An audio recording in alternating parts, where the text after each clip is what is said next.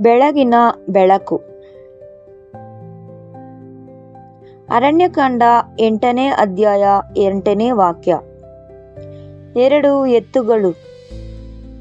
ನಾವು ಒಟ್ಟಾಗಿ ಅರಣ್ಯಕಾಂಡ 8ನೇ ಅಧ್ಯಾಯದ ಮೂಲಕ ಹಾದು ಹೋಗುತ್ತಿದ್ದೇವೆ. ಲೇವಿಯರ ಶುದ್ಧೀಕರಣ, ಆ ನೀರು, ಕ್ಷೌರದ ಕತ್ತಿ ಮತ್ತು ತೊಳೆದ ವಸ್ತ್ರಗಳನ್ನು ಗಮನಿಸಿದ್ದೇವೆ. ಆ ಶುದ್ಧೀಕರಣದ 3 ಕ್ರಿಯೆಗಳ ನೂತನ ಸೃಷ್ಟಿಯ ವಿಶ್ವಾಸಿಗಳಾದ ನಮಗೆ ಹೇಗೆ ಮಾತನಾಡುತ್ತವೆ ಎಂಬುದನ್ನು ನಾವು ನೋಡಿದ್ದೇವೆ. ಈಗ ಶುದ್ಧೀಕರಣವು ಪೂರ್ಣಗೊಂಡ ನಂತರ ಯೆಹೋವನ ಆಜ್ಞೆಗಳು ಅಲ್ಲಿಗೆ ನಿಲ್ಲಲಿಲ್ಲ.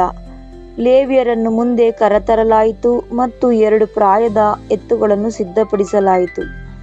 ಒಂದನ್ನು ಎಣ್ಣೆ ಬೆರೆಸಿದ ಉತ್ತಮವಾದ ಹಿಟ್ಟಿನ ಧಾನ್ಯ ಸಮರ್ಪಣೆಯೊಂದಿಗೆ ದಹನ ಬಲಿಯು ಮತ್ತು 2ನೇ ಪ್ರಾಯದ ಎತ್ತನ್ನು ಪಾಪ ಪರಿಹಾರಕ ಬಲಿಯಾಗಿಯೂ ಸಿದ್ಧಪಡಿಸಲಾಯಿತು. 2 ಪ್ರಾಣಿಗಳು, 2 ಪ್ರತ್ಯೇಕ ಕ್ರಿಯೆಗಳು ಮತ್ತು ಅವು ಯಾವುದನ್ನು ಸೂಚಿಸುತ್ತವೆ ಎಂಬುದನ್ನು ನಾವು ನೋಡಿದಾಗ ಅವು ಒಟ್ಟಾಗಿ ನಮ್ಮ ಉಸಿರನ್ನೇ ಹಿಡಿದು ಇಟ್ಟುಕೊಳ್ಳುವಂತಹ ಅದ್ಭುತ ಸಂದೇಶವನ್ನು ಹೊತ್ತು ತರುತ್ತವೆ. ಧಾನ್ಯ ಸಮರ್ಪಣೆಯು ಕುರಿತು ನಾವು ನಾಳೆ ನೋಡೋಣ. ಇಂದು ನಾವು ಆ 2 ಎತ್ತುಗಳನ್ನು ಮತ್ತು ಯೆಹೋವನ ಇವೆರಡು ಅಪೇಕ್ಷಿಸಿದಾಗ ನಮಗೆ ಏನನ್ನು ತೋರಿಸಿದನು ಎಂಬುದನ್ನು ಗಮನಿಸೋಣ. ಲೇವಿಯರ ಪ್ರತಿಷ್ಠಾಪನೆಗಾಗಿ 2 ಎತ್ತುಗಳು ಬೇಕಾಗಿದ್ದವು ಎಂದು ನಾವು ಮೊದಲು ಓದುವಾಗ ಇದನ್ನು ಧರ್ಮಶಾಸ್ತ್ರದ ಮತ್ತೊಂದು ಸಾಮಾನ್ಯ ನಿಯಮವೆಂದು ಸರಳವಾಗಿ ಪರಿಗಣಿಸಿ ದಾಟುವುದು ಸುಲಭ. ಆದರೆ ದೇವದರ್ಶನದ ಗುಡಾರದ ಆಜ್ಞೆಗಳಲ್ಲಿ ಪ್ರತಿಯೊಂದು ವಿವರವನ್ನು ಯೆಹೋವನು ಅತ್ಯಂತ ನಿಖರತೆಯಿಂದ ಆಯ್ದುಕೊಂಡಿದ್ದಾನೆ ಮತ್ತು ಈ 2 ಎತ್ತುಗಳು ಅದಕ್ಕೆ ಹೊರತಾಗಿಲ್ಲ. ಪ್ರತಿ ಪ್ರಾಣಿಗಳು ಸಂಪೂರ್ಣವಾಗಿ ವಿಭಿನ್ನವಾದ ಉದ್ದೇಶವಿತ್ತು ಮತ್ತು ಇವೆರಡು ಒಟ್ಟಾಗಿ ತಪ್ಪಾದ ಕ್ರಮದಲ್ಲಿ ನಡೆಯಲು ಸಾಧ್ಯವಿಲ್ಲದ 2 ಸಂಗತಿಗಳನ್ನು ಪ್ರತಿನಿಧಿಸುತ್ತದೆ. ಲೇಖನದಲ್ಲಿ ಮೊದಲು ಉಲ್ಲೇಖಿಸಲಾದ ಎತ್ತು ದಹನ ಬಲಿಗಾಗಿ ಆಗಿತ್ತು. 2ನೇದಾಗಿ ಉಲ್ಲೇಖಿಸಲಾದ ಮತ್ತು ಪಾಪ ಪರಿಹಾರಕ ಬಲಿಗಾಗಿ ಆಗಿತ್ತು. ಆದರೆ ಇಲ್ಲಿ ನಾವು ಒಂದು ಸಂಗತಿಯನ್ನು ಎಚ್ಚರಿಕೆಯಿಂದ ಗಮನಿಸಬೇಕು. ಲೇಖನವು ಅವುಗಳನ್ನು ಪರಿಚಯಿಸುವಾಗ ಪಾಪ ಪರಿಹಾರಕ ಬಲಿಯನ್ನು 2ನೇ ಎತ್ತು ಎಂದು ಕರೆದಿದ್ದರು. ಆಚರಣೆಯಲ್ಲಿ ಅದನ್ನು ವಾಸ್ತವವಾಗಿ ಮೊದಲೇ ಅರ್ಪಿಸಲಾಯಿತು. ಅರಣ್ಯಕಾಂಡ 8ನೇ ಅಧ್ಯಾಯ 12ನೇ ವಾಕ್ಯ ಇದನ್ನು ಸ್ಪಷ್ಟಪಡಿಸುತ್ತದೆ. ದಹನ ಬಲಿಗಿಂತ ಮುಂಚಿತವಾಗಿ ಪಾಪ ಪರಿಹಾರಕ ಬಲಿ ಬಂದಿತು. ಹಾಗಾದರೆ ಅದನ್ನು 2ನೇದಾಗಿ ಹೆಸರಿಸಿ ಮೊದಲನೆಯದಾಗಿ ಕ್ರಿಯೆ ನಡೆಸಿದ್ದು ಏಕೆ? ಇದರ ಉತ್ತರವನ್ನು ಸರಳವಾದದ್ದು, ಆದರೆ ನಮಗೆ ಪಾಠ ಕಲಿಸುವಂಥದ್ದು. ತೋರಾದಲ್ಲಿ ವಿಷಯಗಳನ್ನು ಹೆಚ್ಚಾಗಿ ಅವುಗಳನ್ನು ವಿವರಿಸುವ ಕ್ರಮದಲ್ಲಿ ಪರಿಚಯಿಸಲಾಗುತ್ತದೆ. ಅವುಗಳನ್ನು ಬಳಸುವ ಕ್ರಮದಲ್ಲೇ ಆಗಬೇಕೆಂಬುದೇ ನಿಲ್ಲ. ಮೊದಲನೆಯ ಎತ್ತನ್ನು ಮೊದಲು ಉಲ್ಲೇಖಿಸಲಾಗಿದೆ, ಏಕೆಂದರೆ ಅದು ಉನ್ನತ ಉದ್ದೇಶವನ್ನು ಪ್ರತಿನಿಧಿಸುತ್ತದೆ. ಆದರೆ ಸಂಪೂರ್ಣ ಪ್ರತಿಷ್ಠಾಪನೆಯ ಯೆಹೋವನಿಗೆ ಸಮರ್ಪಿಸುವ ಹಿತಕರವಾದ ಸುವಾಸನೆ. ಆದರೆ ಅದು ನೆರವೇರುವ ಮೊದಲು ಮತ್ತೊಂದು ವಿಷಯವನ್ನು ಮೊದಲು ಬಗೆಹರಿಸಬೇಕಾಗಿತ್ತು. ದಹನ ಬಲಿಗಿಂತ ಮುಂಚಿತವಾಗಿ ಪಾಪ ಪರಿಹಾರಕ ಬಲಿ ಬರಬೇಕಾಗಿತ್ತು. ಇದು ಕೇವಲ ತಾಂತ್ರಿಕ ನಿಯಮವಲ್ಲ, ಇದು ಲೇವಿಯರ ಇಡೀ ವ್ಯವಸ್ಥೆಯುದ್ದಕ್ಕೂ ಹರಿಯುವ ಅತ್ಯಂತ ಪ್ರಮುಖವಾದ ಸತ್ಯವಾಗಿದೆ. ಪಾಪವು ನಿಮಗೂ ಮತ್ತು ಯೆಹೋವನಿಗೂ ಮಧ್ಯೆ ಗೋಡೆಯಾಗಿ ನಿಂತಿರುವಾಗ ನೀವು ನಿಮ್ಮನ್ನು ಸಂಪೂರ್ಣವಾಗಿ ಆತನಿಗೆ ಅರ್ಪಿಸಿಕೊಳ್ಳಲು ಸಾಧ್ಯವಿಲ್ಲ. ಸಮರ್ಪಣೆಯನ್ನು ಅಂಗೀಕರಿಸುವ ಮೊದಲು ಮೈಲಿಗೆಯನ್ನು ನಿವಾರಿಸಬೇಕಾಗುತ್ತದೆ. ಲೇವಿಯರು ತಮ್ಮ ಕೈಗಳನ್ನು ಪಾಪ ಪರಿಹಾರಕ ಬಲಿಯ ಎತ್ತಿನ ಮೇಲೆ ಇಟ್ಟರು. ಇದು ಕೇವಲ ಒಂದು ಸಾಧಾರಣ ಹವವಾಗಿರಲಿಲ್ಲ. ಲೇವಿಯರ ವ್ಯವಸ್ಥೆಯಲ್ಲಿ ಕೈಗಳನ್ನಿಡುವುದು ಎಂದರೆ ಅನ್ಯೋನ್ಯತೆಯನ್ನು ಗುರುತಿಸುವ ಮತ್ತು ವರ್ಗಾಯಿಸುವ ಕ್ರಿಯೆಯಾಗಿತ್ತು. ಪ್ರಾಣಿಯ ತಲೆಯ ಮೇಲೆ ತನ್ನ ಕೈಗಳನ್ನು ಒತ್ತಿ ಹಿಡಿದ ವ್ಯಕ್ತಿಯು ಹೀಗೆ ಹೇಳುತ್ತಿದ್ದನು, ಈ ಪ್ರಾಣಿ ಈಗ ನನ್ನ ಸ್ಥಾನದಲ್ಲಿ ನಿಂತಿದೆ. ನನಗೆ ಸೇರಿದ್ದು ಯಾವುದು? ಅಂದರೆ ನನ್ನ ಅಪರಾಧ, ನನ್ನ ಮೈಲಿಗೆ, ನನ್ನ ಅಯೋಗ್ಯತೆ ಇವೆಲ್ಲವೂ ಈ ಪ್ರಾಣಿಯ ಮೇಲೆ ಹೊರಿಸಲಾಗಿದೆ. ತದನಂತರ ಆ ಪ್ರಾಣಿಯನ್ನು ವಧಿಸಲಾಗುತ್ತಿತ್ತು. ಅದನ್ನು ಅರ್ಪಿಸಿದವನು ಅನುಭವಿಸಬೇಕಾಗಿದ್ದನು. ಅದು ನಿರ್ವಹಿಸಿತು ಮತ್ತು ಭಾರದ ಅಡಿಯಲ್ಲಿ ಅದು ಮರಣ ಹೊಂದಿತು. ಪಾಪ ಪರಿಹಾರಕ ಬಲಿಯು ಯೆಹೋವನಿಗೆ ಹಿತಕರವಾದ ಸುವಾಸನೆಗಾಗಿ ಮೇಲಕ್ಕೆ ಏರಲಿಲ್ಲ. ಅದು ಸುವಾಸನೆಯಾಗಿ ಮೇಲೇರುವ ಉಡುಗೊರೆಯಾಗಿರಲಿಲ್ಲ. ಅದು ಒಂದು ಪಾವತಿಯಾಗಿತ್ತು. ಲೇವಿಯನು ಸ್ವತಃ ತೀರಿಸಲಾಗುತ್ತಿದ್ದ ಸಾಲದ ಪರಿಹಾರವಾಗಿತ್ತು. ಇದು ಗೊಲ್ಗೊಥಾ ಶಿಲುಬೆಯ ಮೇಲೆ ಒಂದು ಸನ್ನಿವೇಶವಾಗಿರುತ್ತದೆ. ಕ್ರಿಸ್ತನು ಆ ಮರಕ್ಕೆ ಮೊಳೆಗಳೊಡನೆ ಜಡಿಯಲ್ಪಟ್ಟಾಗ ಆತನು ಅಲ್ಲಿ ಕೇವಲ ಒಂದು ಮಾದರಿಯಾಗಿ ಅಥವಾ ಬೋಧಕರನ್ನಾಗಿ ಇರಲಿಲ್ಲ. ಆತನು ಅಲ್ಲಿ ಪಾಪ ಪರಿಹಾರಕ ಬಲಿಯಾಗಿ ಇದ್ದನು. ನಮ್ಮಲ್ಲಿ ತಪ್ಪಾಗಿದ್ದ ಪ್ರತಿಯೊಂದು ಸಂಗತಿಯು, ಅಂದರೆ ಪ್ರತಿ ಪಾಪ, ಪ್ರತಿ ಮೈಲಿಗೆ ಪವಿತ್ರವಾದ ಯೆಹೋವನನ್ನು ನಾವು ಸಮರ್ಪಿಸಲು ಸಾಧ್ಯವಿಲ್ಲದ ಪ್ರತಿಯೊಂದು ಕಾರಣವು ಆತನ ಮೇಲೆ ಹೊರಿಸಲ್ಪಟ್ಟಿತು. ಯೆಶಾಯನು ಇದನ್ನು ಕಂಡು ಅದು ಸಂಭವಿಸುವ ಶತಮಾನಗಳ ಮುಂಚೆಯೇ ಹೀಗೆ ಬರೆದನು: ಯೆಹೋವನು ನಮ್ಮೆಲ್ಲರ ದೋಷವನ್ನು ಆತನ ಮೇಲೆ ಹೊರಿಸಿದನು. ಯೆಶಾಯ ಬರೆದ ಪತ್ರಿಕೆ 53ನೇ ಅಧ್ಯಾಯ 6ನೇ ವಾಕ್ಯ. ಪೌಲನು ಇದನ್ನು ಇನ್ನೂ ಸ್ಪಷ್ಟವಾಗಿ ಹೇಳಿದ್ದಾನೆ: ಪಾಪವನ್ನರಿಯದ ಆತನನ್ನು ನಮಗೋಸ್ಕರ ಪಾಪವಾಗ ಮಾಡಿದನು, ನಮಗಾಗಿ ಪಾಪ ಪರಿಹಾರಕ ಬಲಿಯನ್ನಾಗಿ ಮಾಡಿದನು. 2 ಕೊರಿಂಥದವರಿಗೆ 5ನೇ ಅಧ್ಯಾಯ 21ನೇ ವಾಕ್ಯ. ಲೇವಿಯನು 2ನೆಯ ಎತ್ತಿನ ಮೇಲೆ ತನ್ನ ಕೈಗಳನ್ನು ಒತ್ತಿದಾಗ ಆತನ ಅಪರಾಧವು ಆ ಪ್ರಾಣಿಗೆ ಹೇಗೆ ವರ್ಗಾಯಿಸಲ್ಪಟ್ಟಿತೋ ಹಾಗೆಯೇ ನಮ್ಮ ವಿಶ್ವಾಸವು ಕ್ರಿಸ್ತನು ಗೊಲ್ಗೊಥಾದಲ್ಲಿ ಮಾಡಿದನು ಗಟ್ಟಿಯಾಗಿ ಹಿಡಿದುಕೊಳ್ಳುತ್ತದೆ ಮತ್ತು ನಮ್ಮ ಅಪರಾಧವು ಆತನಿಗಾಗಿ ವರ್ಗಾಯಿಸಲ್ಪಡುತ್ತದೆ. ಆತನು ಅದನ್ನು ಭರಿಸುವವನಾಗುತ್ತಾನೆ. ಆತನು ನಮಗೆ ಬದಲಿಯಾಗುತ್ತಾನೆ. ನಾವು ಅನುಭವಿಸಬೇಕಾಗಿದ್ದ ಭಾರದ ಅಡಿಯಲ್ಲಿ ಆತನು ಕೆಳಗೆ ಇಳಿಯುತ್ತಾನೆ.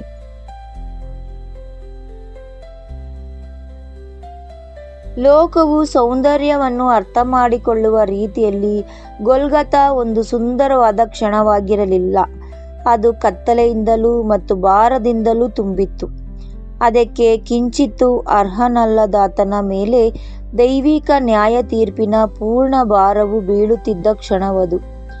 ಯೆಹೋವನ ಪವಿತ್ರ ಕುಮಾರನು ನಾವು ಆಗಿದ್ದ ಎಲ್ಲ ಅಶುದ್ಧತೆಯ ಭಾರವನ್ನು ಹೊತ್ತ ಕ್ಷಣವದು.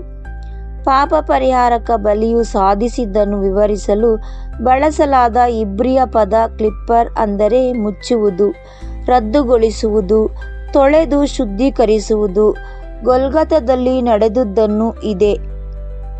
ನಮಗೂ ಮತ್ತು ಯೆಹೋವನಿಗೂ ಮಧ್ಯೆ ಇದ್ದ ತಡೆಗೋಡೆ, ಅಂದರೆ ಅಪರಾಧ ಪ್ರಜ್ಞೆ, ದಂಡನೆ ಮತ್ತು ನಾವು ಮಾಡಿದ ಪ್ರತಿಯೊಂದು ತಪ್ಪಿನ ಮುರಿದು ಹೋದ ದಾಖಲೆ ಸಂಪೂರ್ಣವಾಗಿ ನಿವಾರಿಸಲ್ಪಟ್ಟಿತು. ಪೌಲನು ಇದನ್ನು ಸರಳವಾಗಿ ಮತ್ತು ಶಕ್ತಿಯುತವಾಗಿ ಹೇಳುತ್ತಾನೆ: ಆದುದರಿಂದ ಈಗ ಕ್ರಿಸ್ತನ ಯೇಸುವಿನಲ್ಲಿ ಇರುವವರಿಗೆ ದಂಡನೆಯ ತೀರ್ಪು ಇಲ್ಲವೇ ಇಲ್ಲ. ಅದುವೇ 2ನೆಯ ಎತ್ತು. ಅದುವೇ ಮೊದಲು ನಡೆಯಬೇಕಾಗಿದ್ದ ಕಾರ್ಯ. ಈಗ ಈ ಚಿತ್ರಣವು ನಿಜವಾಗಿಯೂ ಗಮನಾರ್ಹವಾದ ರೀತಿಯಲ್ಲಿ ಹೇಗೆ ಆಳವಾಗುತ್ತದೆ ಎಂಬುದನ್ನು ನೋಡಿ. 1ನೆಯ ಎತ್ತು, ಅಂದರೆ ದಹನ ಬಲಿಯನ್ನು ಲೇಖನದಲ್ಲಿ ಮೊದಲನೆಯದಾಗಿ ಹೆಸರಿಸಲಾಗಿದೆ ಮತ್ತು ಆ ಹೆಸರಿಸುವಿಕೆಯು ಕ್ರಿಸ್ತನ ದೋಷಪೂರಿತ ಪರೀಕ್ಷೆ, ನಾವು ಎಂದಿಗೂ ತಪ್ಪಿಸಿಕೊಳ್ಳಬಾರದ ಒಂದು ಪ್ರಮುಖ ಸಂಗತಿಯನ್ನು ನಮಗೆ ತಿಳಿಸುತ್ತದೆ. ಯೊರ್ದಾನ್ ನದಿಯಲ್ಲಿ ತನ್ನ ದೀಕ್ಷಾಸ್ನಾನದ ಪ್ರತಿಷ್ಠಾಪನೆಯ ಅತ್ಯಂತ ಮೊದಲ ಕ್ಷಣದಿಂದಲೇ ಕ್ರಿಸ್ತನು ಈಗಾಗಲೇ ತನ್ನನ್ನು ಸಂಪೂರ್ಣವಾಗಿ ಯೆಹೋವನಿಗೆ ಒಪ್ಪಿಸಿಕೊಟ್ಟಿದ್ದನು. ಆ ದಿನದಿಂದ ಮುಂದಿನ ಆತನ ಇಡೀ ಜೀವನವು ಚಾಲನೆಯಲ್ಲಿದ್ದ ಒಂದು ದಹನ ಬಲಿಯಾಗಿತ್ತು. ಆತನು ಇಟ್ಟ ಪ್ರತಿಯೊಂದು ಹೆಜ್ಜೆ, ಆತನು ಆಡಿದ ಪ್ರತಿಯೊಂದು ಮಾತು, ಏಕಾಂತದಲ್ಲಿ ಮತ್ತು ಸಾರ್ವಜನಿಕವಾಗಿ ಆತನು ತೋರಿದ ಪ್ರತಿಯೊಂದು ವಿಧೇಯತೆಯ ಕ್ರಿಯೆ, ಬೆಟ್ಟದ ಮೇಲೆ ಪ್ರಾರ್ಥನೆಯಲ್ಲಿ ಕಳೆದ ಪ್ರತಿಯೊಂದು ರಾತ್ರಿ, ಇವೆಲ್ಲವೂ ತನ್ನ ತಂದೆಗೆ ಸಂಪೂರ್ಣವಾಗಿ ಮತ್ತು ಯಾವುದೇ ಮೀಸಲಾತಿ ಇಲ್ಲದೆ ಸದಾ ಸುರಿಸಲ್ಪಡುತ್ತಿದ್ದ ಜೀವನವಾಗಿತ್ತು. ಆತನು ತನ್ನ ಸಮರ್ಪಣೆಯನ್ನು ಶಿಲುಬೆಯ ಬಳಿ ಪ್ರಾರಂಭಿಸಲಿಲ್ಲ. ಅದು ನೀರಿನ ಬಳಿಯೇ ಪ್ರಾರಂಭವಾಯಿತು. ಯೆಹೋವನ ಧ್ವನಿಯು, ಈತನೇ ನನ್ನ ಪ್ರೀತಿಯ ಕುಮಾರನು, ಈತನಲ್ಲಿ ನಾನು ಪರಮ ಸಂತೋಷವನ್ನಾಗಿದ್ದೇನೆ ಎಂದು ಹೇಳಿದ ಕ್ಷಣದಿಂದಲೇ ದಹನ ಬಲಿಯು ಈಗಾಗಲೇ ಮೇಲಕ್ಕೆ ಏರುತ್ತಿತ್ತು. ಮತ್ತಾಯ ಬರೆದ ಪತ್ರಿಕೆ 3ನೇ ಅಧ್ಯಾಯ 17ನೇ ವಾಕ್ಯ. ಆತನ ದೀಕ್ಷಾಸ್ಥಾನದಿಂದ ಗೆತ್ಸೆಮನೆಯವರೆಗೂ, ಗೆತ್ಸೆಮನೆಯಿಂದ ಗೊಲ್ಗೊಥಾದವರೆಗೂ ಆ ಅರ್ಧದಲ್ಲಿ ಮೊದಲನೆಯ ಎತ್ತು ಯಾವಾಗಲೂ ಮೊದಲನೆಯದಾಗಿಯೇ ಇತ್ತು. ಅದು ತನ್ನ ಪ್ರತಿಷ್ಠಾಪಿತ ಜೀವನದುದ್ದಕ್ಕೂ ಕ್ರಿಸ್ತನು ಯಾರಾಗಿದ್ದನು ಎಂಬುದನ್ನು ವಿವರಿಸುತ್ತದೆ. ಆದರೆ ನಂತರ ಆ 2 ಎತ್ತುಗಳು ಒಟ್ಟಾಗಿ ಬಹಿರಂಗಪಡಿಸುವ ರಹಸ್ಯ ಬರುತ್ತದೆ. ಆತನು ತನ್ನ ದೀಕ್ಷಾಸ್ಥಾನದಿಂದ ಮುಂದಕ್ಕೆ ಸಂಪೂರ್ಣ ಸಮರ್ಪಿತ ಜೀವನವನ್ನು ನಡೆಸಿದರೂ ಆತನು ಶಿಲುಬೆಯ ಬಳಿಗೆ ಬಂದಾಗ, ಅಂದರೆ ತನ್ನ ಅಂತಿಮ ಮತ್ತು ಸಂಪೂರ್ಣ ಆತ್ಮ ಸಮರ್ಪಣೆಯ ಆ ಕ್ಷಣದಲ್ಲಿ ಪಾಪ ಪರಿಹಾರಕ ಬಲಿಯ ಮೊದಲ ಸ್ಥಾನದಲ್ಲಿ ನಿಲ್ಲಬೇಕಾಗಿತ್ತು. ಆ ದಹನ ಬಲಿಯು ಸಂಪೂರ್ಣವಾಗಿ ಮೇಲಕ್ಕೆ ಏರಿ ಅಂಗೀಕರಿಸಲ್ಪಡುವ ಮುನ್ನ ಆ 2ನೆಯ ಎತ್ತಿನ ಮೇಲೆ ಕ್ರಿಯೆ ನಡೆಸಬೇಕಾಗಿತ್ತು. ಇದು ವಿರೋಧಾಭಾಸವಲ್ಲ, ಇದೊಂದು ಆಳವಾದ ಸತ್ಯ. ಕ್ರಿಸ್ತನು ಮೊದಲು ಪಾಪ ಪರಿಹಾರಕ ಬಲಿಯ ಮೂಲಕ ಹಾದು ಹೋಗದೆ ತನ್ನ ಪ್ರತಿಷ್ಠಾಪಿತ ಜೀವನದ ಸಂಪೂರ್ಣ ಅರ್ಪಣೆಯನ್ನು ಯೆಹೋವನಿಗೆ ಪ್ರಸ್ತುತಪಡಿಸಲು ಸಾಧ್ಯವಿರಲಿಲ್ಲ. ನಮ್ಮ ಪಾಪವು ಹಾದಿಗೆ ಅಡ್ಡಲಾಗಿ ನಿಂತಿತು. ಆತನ ಸಂಪೂರ್ಣ ಆತ್ಮ ಸಮರ್ಪಣೆಯು ತಂದೆಯ ಮುಂದೆ ತನ್ನ ಅಂತಿಮ ಮತ್ತು ಪೂರ್ಣ ಅಭಿವ್ಯಕ್ತಿಯನ್ನು ತಲುಪುವ ಮೊದಲು ನಮ್ಮ ಅಪರಾಧವನ್ನು ನಿವಾರಿಸಬೇಕಾಗಿತ್ತು. ಆದುದರಿಂದ ಶಿಲುಬೆಯು ಆತನ ಸಮರ್ಪಣೆಯ ಆರಂಭವಾಗಿರಲಿಲ್ಲ, ಅದು ಆತನ ಜೀವಮಾನದ ಪ್ರತಿಷ್ಠಾಪನೆಯು ಪಾಪ ಪರಿಹಾರಕ ಬಲಿಯ ಮೂಲಕ ಹಾದು ಹೋಗಿ ಸಂಪೂರ್ಣವಾಗಿ ಅಂಗೀಕರಿಸಲ್ಪಟ್ಟ ಮತ್ತು ಕಿರೀಟ ಧರಿಸಲ್ಪಟ್ಟ ಪ್ರತಿಯೊಂದು ಬದಿಯಲ್ಲಿ ಹೊರಬಂದ ಕ್ಷಣವಾಗಿತ್ತು. ಬಲಿಪೀಠದ ಬಳಿ 2ನೆಯ ಎತ್ತು ಮೊದಲನೆಯದಾಗಿ ಬದಲಾಗುವುದು ನಮಗೆ ಇದನ್ನು ತೋರಿಸುತ್ತದೆ. ನಮ್ಮ ಪಾಪದ ಪರಿಹಾರವಾಗದ ಹೊರತು ಅತ್ಯಂತ ಪರಿಪೂರ್ಣವಾಗಿ ಪ್ರತಿಷ್ಠಾಪಿಸಲ್ಪಟ್ಟ ಜೀವನವು ಸಹ ಯೆಹೋವನಿಂದ ಸಂಪೂರ್ಣವಾಗಿ ಸ್ವೀಕರಿಸಲ್ಪಡುವ ಸಾಧ್ಯವಿಲ್ಲ. ಹೀಗಾಗಿ ತನ್ನದೇ ಆದ ಯಾವುದೇ ಪಾಪವಿಲ್ಲದ ಕ್ರಿಸ್ತನು ನಮ್ಮ ಪಾಪಗಳನ್ನು ಹೊತ್ತುಕೊಂಡನು. ಆ ಮೂಲಕ ಆತನ ಜೀವನದ ದಹನ ಬಲಿಯು ಯಾವುದೇ ಅಡೆತಡೆಯಿಲ್ಲದೆ ಸಂಪೂರ್ಣವಾಗಿ ಮತ್ತು ಅಂತಿಮವಾಗಿ ಆತನಲ್ಲಿ ಯಾವಾಗಲೂ ಸಂತೋಷವಾಗಿದ್ದ ತಂದೆಯ ಬಳಿಗೆ ಮೇಲಕ್ಕೆ ಏರುವಂತಾಯಿತು.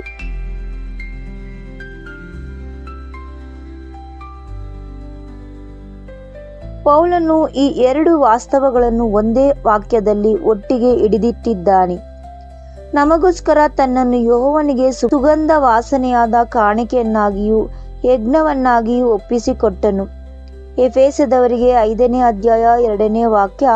ಆತನು ಒತ್ತಿದ ಪಾಪದ ಮೇಲೆ ನ್ಯಾಯ ತೀರ್ಪು ಕೆಳಗೆ ಬೀಳುತ್ತಿದ್ದಾಗಲೂ ಆ ಸುಗಂಧವು ತಂದೆಯ ಬಳಿಗೆ ಮೇಲಕ್ಕೆ ಏರಿತು.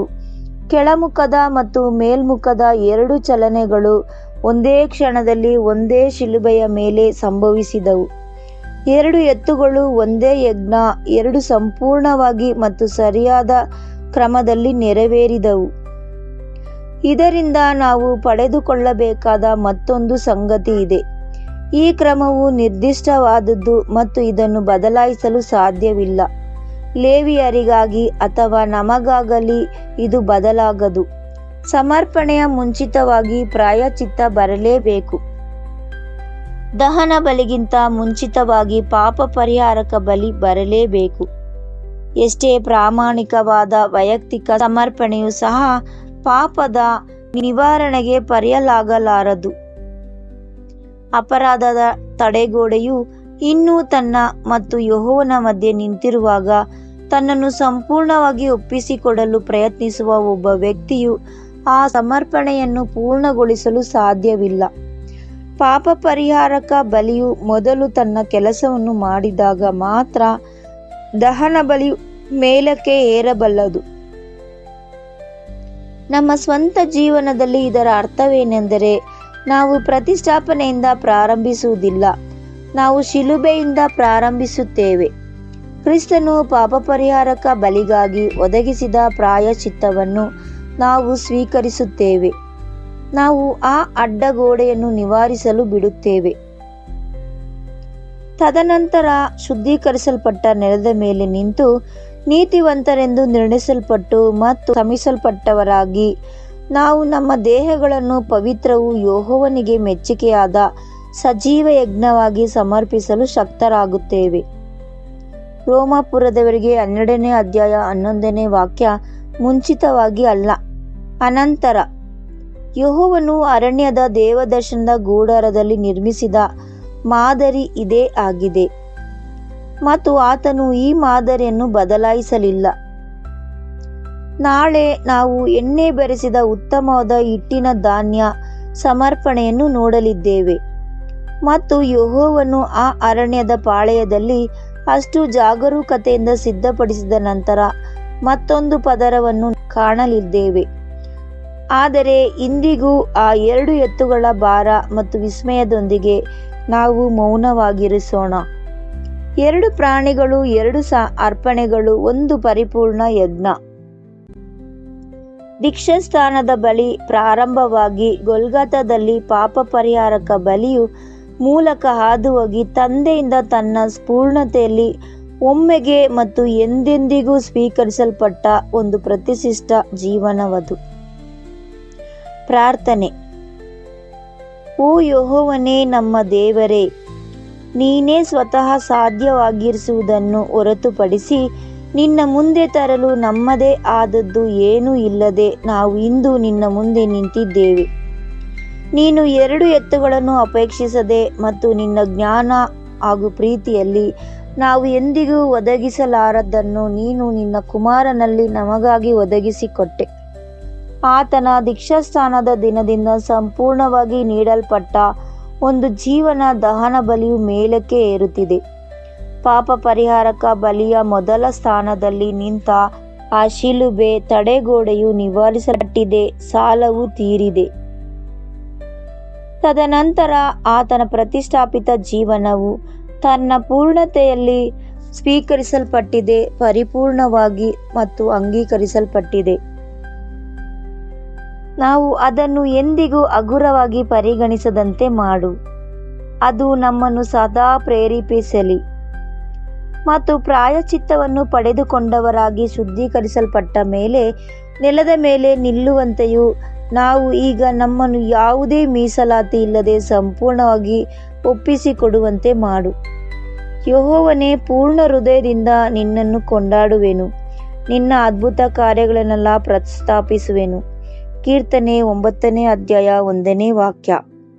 ಪರಿಪೂರ್ಣ ಯಜ್ಞನಾದ ನಮ್ಮ ಕ್ರಿಸ್ತನ ಹೆಸರಿನಲ್ಲಿ ಬೇಡಿ ಹೊಂದುತ್ತೇವೆ ನಮ್ಮ ಪರಮ ತಂದೆಯೇ, ಆಮೇನ್.